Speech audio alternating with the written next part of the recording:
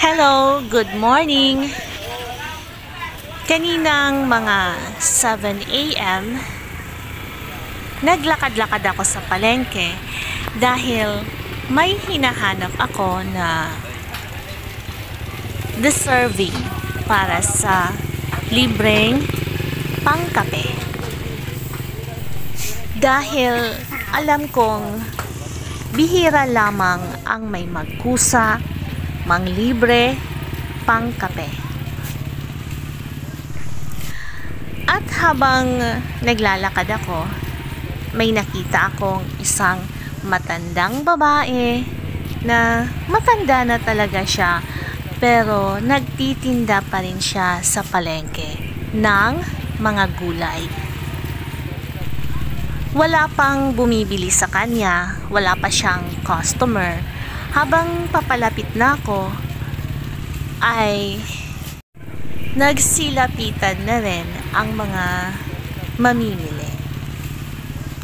Kaya naging busy na si Lola. Ay, may daon ng palaya. ay, ay na si Billy. Laka. At tumandaw ng palaya. Hindi ka pa. Tagpira. May siya na Ako ng red. Tagpiran daw ng palaya, mana. Ba? yan daw ng palaya, nagpira. 20 Ba? daw ng palaya. Cinta na lalay.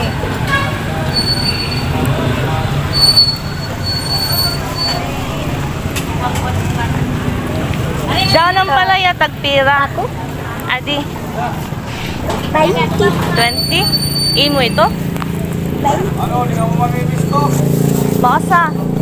Cinta na la. Pare tawad. Sige na la. Tira ito iya.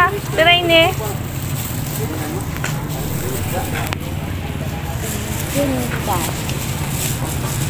Daang ko pa man to eh. Tira ini, mana. Mana. Tira ini niya. Pinakulot to. Pinakulot. Tira ini. 20. 20?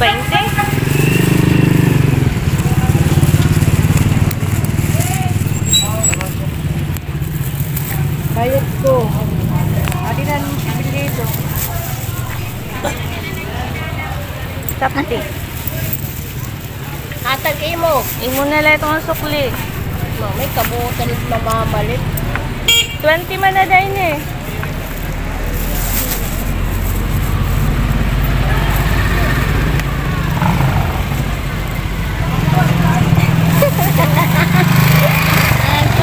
$20 ini, di ba?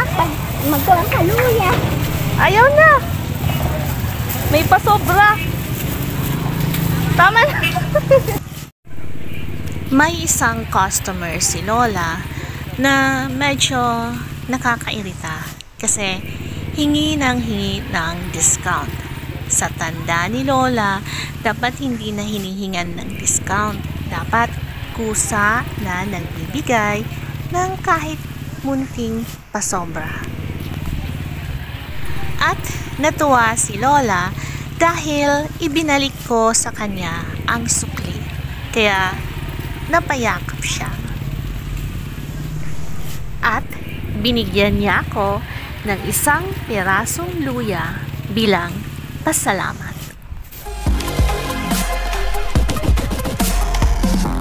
Thanks for watching!